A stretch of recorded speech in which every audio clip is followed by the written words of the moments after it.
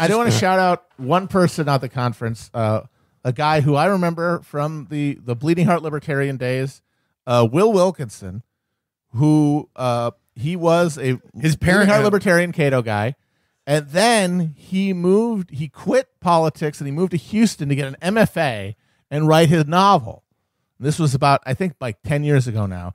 And the novel was going to be about love and loss amongst wonks during the Bush administration. Oh.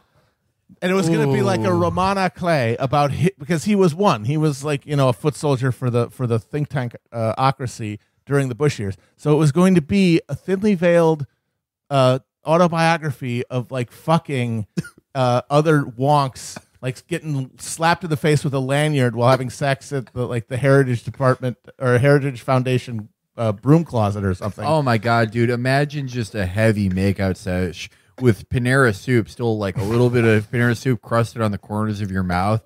You just push that Social Security privatization paper off the desk, and just the corner of the desk is wedging into your already square ass, and you're just going to town right through a pencil skirt.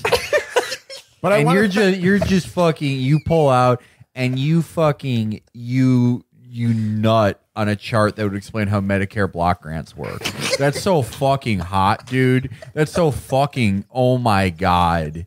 Holy shit. I'll be back in 5 minutes, boys. So my sometime God. in the last couple of years, without fanfare, he moved back to DC and he's now like the director or the vice president. He wants to put you in a Nissan Sentra. Miss Kaysen, and he's now a Vox contributor.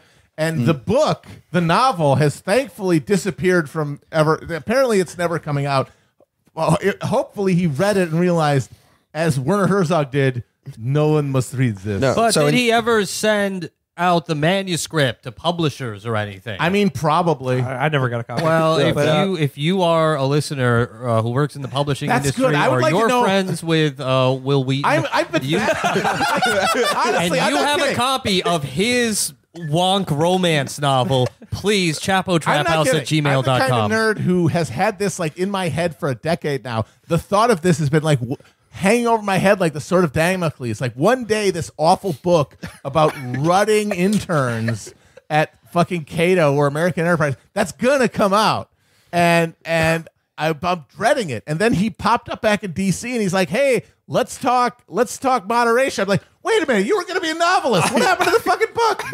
Dear American Spectator, I never thought this would happen to me. Will, if you are listening to this and you still have that manuscript, we will publish it ourselves, sight unseen. We will put money towards marketing it.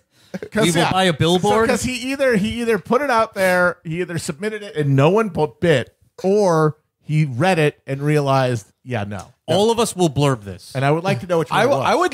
I would, as a filmmaker myself and, a fan of certain types of films, I would punch up a lot of those sex scenes. I'd be happy to.